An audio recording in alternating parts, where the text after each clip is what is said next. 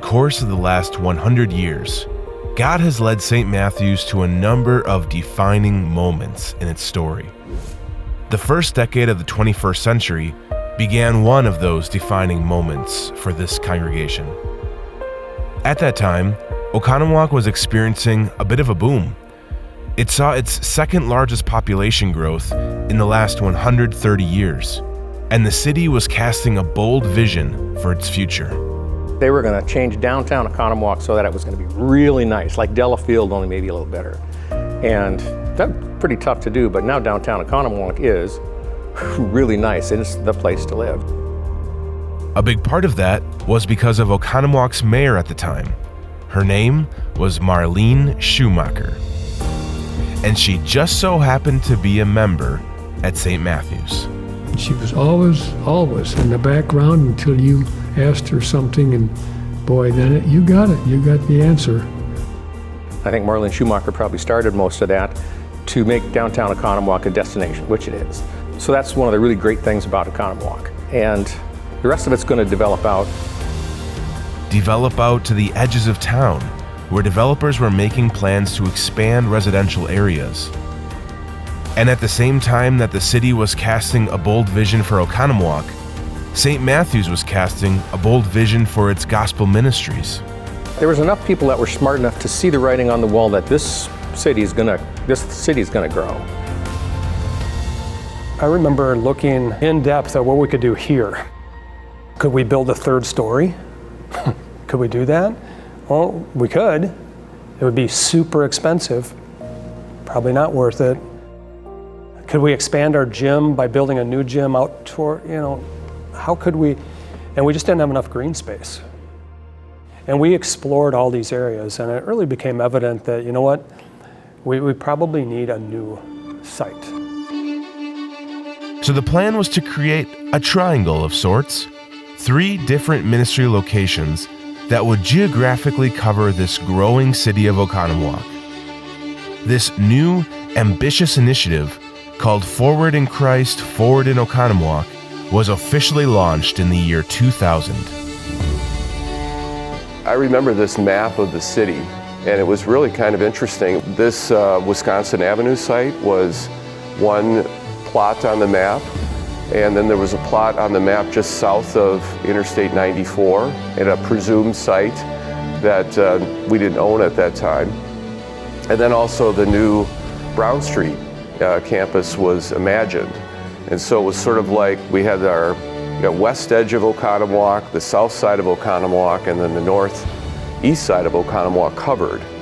And so it was just really an aggressive view of a way to cover a growing city.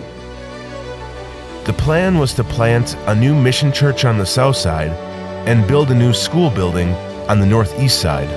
We need more sites in Oconomowoc, not less. We don't want to move our school. We want to keep our church, and we want to build a new school and then potentially another church on that same site. And I remember talking with Robin about that at the time, saying, wow, this group is really thinking about, spreading the gospel around the city and covering the whole city with the program. People are all of a sudden, waking up to the fact that, hey, we've got something going here. This is not just your little country church. There's a lot of people here with a lot of courage, not business courage and not personal courage, with a lot of God courage. And God courage doesn't come from yourself. It's you believe in God and He says it's going to work. So you simply believe it, and then you take your skills, your abilities, your resources, and you do it. So St. Matthews did it. They daughtered a congregation on the south side of the city. That congregation is no longer in fellowship with St. Matthews or the Wisconsin Synod. They also used their skills, abilities, and resources to work on that northeast zone of the city. A land search committee was formed, and Hans Zietlow was on that committee.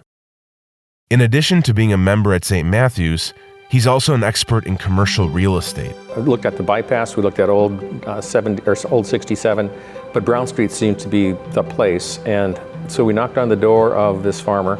We told him what we wanted, and at first he didn't like the idea, but then eventually he warmed up to selling us a piece of property. And at the time we thought, boy, that's an awful lot of money for farmland. And now today I would pay 3 times that and buy as much as I possibly could. But they said, we're going to get the seed money and we're going to buy the property because sooner or later we're going to have to do it. We're going to have to grow. And being mayor, she knew exactly where the populace is moving to the city.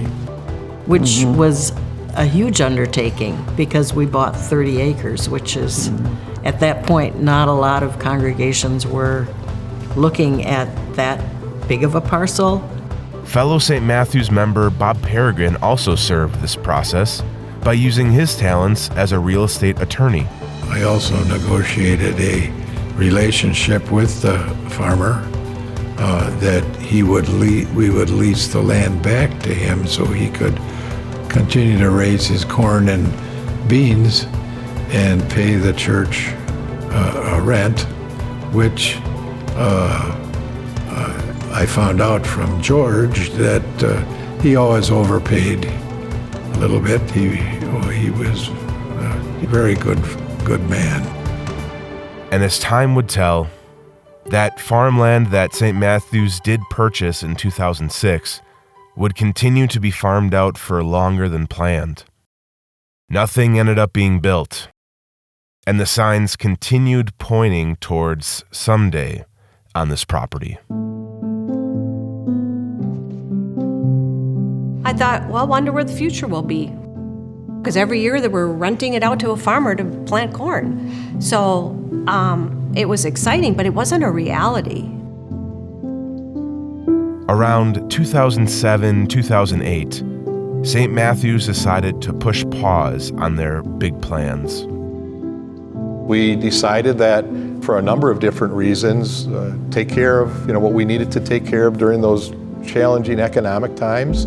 We had plenty of opportunities for our internal activities here at St. Matthews.